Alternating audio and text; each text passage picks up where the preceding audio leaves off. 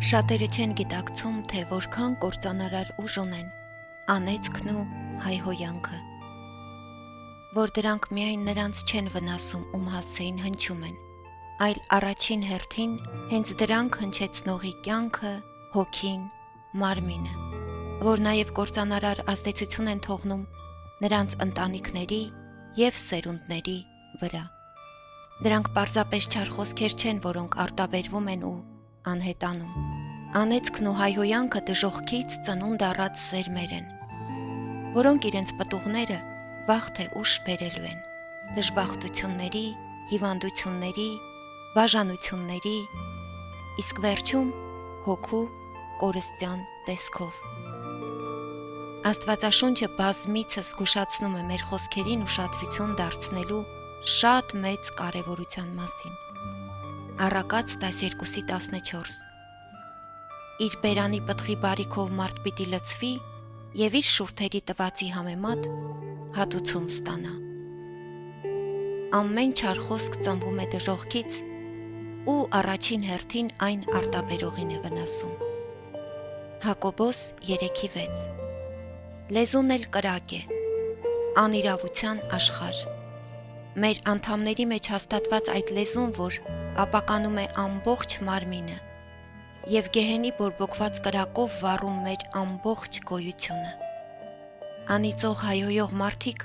իրենց սեփական բերանով դժոխքի դռները բացում են իրենց կյանքի վրա։ Սատանային ու նրա դիվական ոգիներին իրավունք են տալիս գործելու իրենց կյանքում։ Հետո զարմանում են, թե որտեղից են հիվանդությունները, դժբախտությունները, կորուստները, աղքատությունը, բաժանությունները։ Երբ մարդը հայհոյում կամ անիծում է, երբ նրա սրտում ատելություն կա, ում է նա փառավորում, Աստծուն,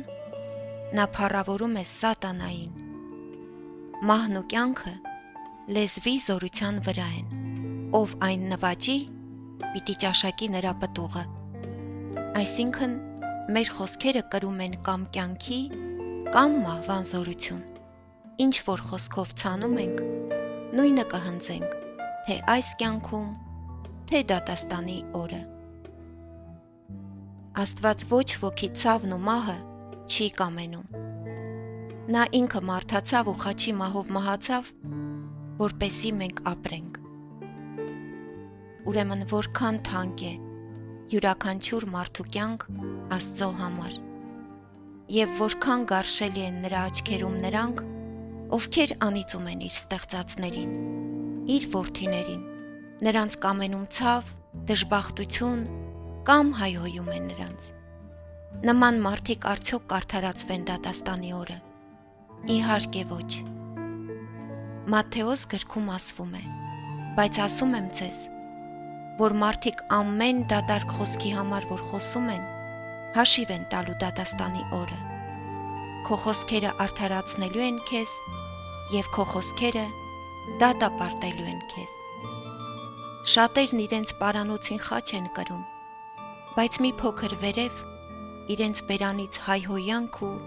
անեծք է թափվում։ Հակոբոս 3:8-9 Բայց մարդկանց լեզուն, այդ չարը, անզսպելին և մահաբեր թույնով լցվածը, ոչ ոք չի կարող հնազանդեցնել նրան։ Նրանով օրհնում ենք Տիրոջը և Հորը, նրանով էլ անիծում ենք մարդկանց,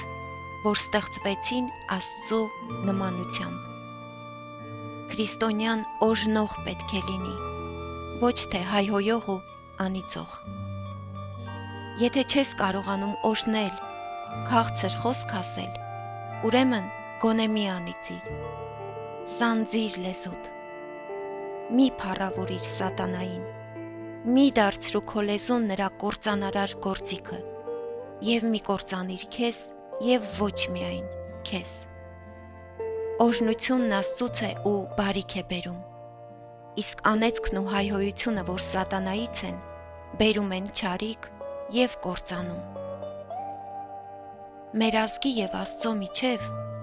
մեղքի պատեր են խոյացել մինչև երկինք, ոչ ուզում է լսել մեզ, ոչ էլ օգնել։ Մենք ինքներս ենք մեզ անիծել, մենք ինքներս ենք նրան ուրացել, չմեղադրենք այլոց, առավել ևս Աստծուն։ Երբ հայը հայի հորն ու տիրոջն է հայհոյում, մորն ու երեխային, գերեզմաններն է հայհոյում, եթե հայը հային ատում է, անիծում, Հայաստանն ու հայազգը օրնված ու պաշտպանված պիտի լինեն, Աստծո որ օրենքով, որ խոստմունքով։ Սաղմոս 126:1 Եթե Տերը չի կառուցում տունը, իզուր են հոգնում այն շինողները, եթե Տերը չի պահում քաղաքը, իզուր են տքնում նրա պահապանները։ Այսօր Տերը ոչ մեր ազգի տների, ընտանիքների կառուցողն է, ոչ էլ մեր հայրենիքի, մեր քաղաքների պահապանը։ Նա իր երեսը մեզանից շրջել է և զրկել է մեր ազգին իր օրհնություններից, որովհետև այնտեղ, ուր սեր, համերաշխություն, միաբանություն չկա, որտեղ ատելություն, անեծք, հայհոյանք ու պառակտում կա, այնտեղ Աստված չի թագավորում։ Հայ ազգը քրիստոնեության առաջին ջահակիրն է, բայց նրա մեղքերն այսօր երկինք են հասել, և Աստված թույլ է տալիս, որ մեր գլխին փորձություններ կան, որ խելքի ու դարձի գանք։ Ղուկաս 12:48 Ում շատ տրվեց, նրանից շատ էլ կպահանջվի։ Աստված շատ մարդասեր ու ողորմած է։ Եթե մարդը, ազգը ապաշխարի և դառնա դեպի նա, կներվի։ Մեր ազգն իրապես Աստծուն դառնալու կարիք ունի, և դա ամենամեծն է բոլոր կարիքներից, որ մենք ունենք։ Բ Մնացորդաց 7:14-15 Եվ եթե իմ ժողովուրդը, որի վրա իմ անունն է դրված, զղջա, աղոթի, իմ երեսը փնտրի ու հետ դառնա իր չար ճանապարհներից, ես էլ երկնքից կլսեմ, կներեմ նրանց և կբուժեմ նրանց երկիրը։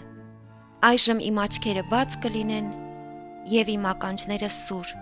որ լսեմ այստեղում կատարվող աղոթքը։ Մենք վերջին ժամանակների վերջին օրերի մարդկությունն ենք։ Մեր Տեր Հիսուս Քրիստոսի եկեղեցին շուտով հափշտակվելու է և աշխարհի վրա է թափվելու Աստծո ահավոր դատաստանը։ Սիրելի հայ ժողովուրդ, արթնացիր հոգևոր քնից, ծնկի եկեք, ներում խնդրեք ձեր բերանից դուրս եկած անեծքների և հայհոյանքների համար, խնդրեք, որ Աստված մաքրի ձեր սրտերը, քանզի լեզուն սրտի ավելցուկից է խոսում։ Շուտով Տեր Հիսուսը գալիս է։ Ոչ մի անմաքուր սրտի ու լեզվի տեր մարդ նրա ներմանը չի արժանանա, չի հափշտակվի։ Ոչ մի անապաշխար հոգի չի մտնի երկնային արքայություն։ Իր բերանով ու գործերով սատանային փառավորողը նրա հետ էլ կմնա։ Դարձի եկեք, քանի դեռ հնարավորություն կա։ Օրհնեք, այլ ոչ թե անիծեք, փառավորեք Աստծուն, ոչ թե սատանային, որ փրկվեք։ Խնդրում եմ, որ Տերը ողորմի, մաքրի, սրբի և պատրաստի մեզ բոլորիս իր հետ հանդիպմանը, որ Սուրբ Հոգին հպվի ամեն հայի սրտի ու ապաշխարությամբ ծնկի բերի իր առաջ, որպեսզի երբ գա, ողորմություն գտնենք, ոչ թե դատապարտություն։ Երանի ամեն մարդ պատկերացներ, թե ինչ երանելի աշխարհ է Աստված պատրաստել իր համար։ Ապաշխարեք, ձեր տեղերն այնտեղ թափուր մի թողեք։ Դուք թանկ գնով եք, փրկագնված։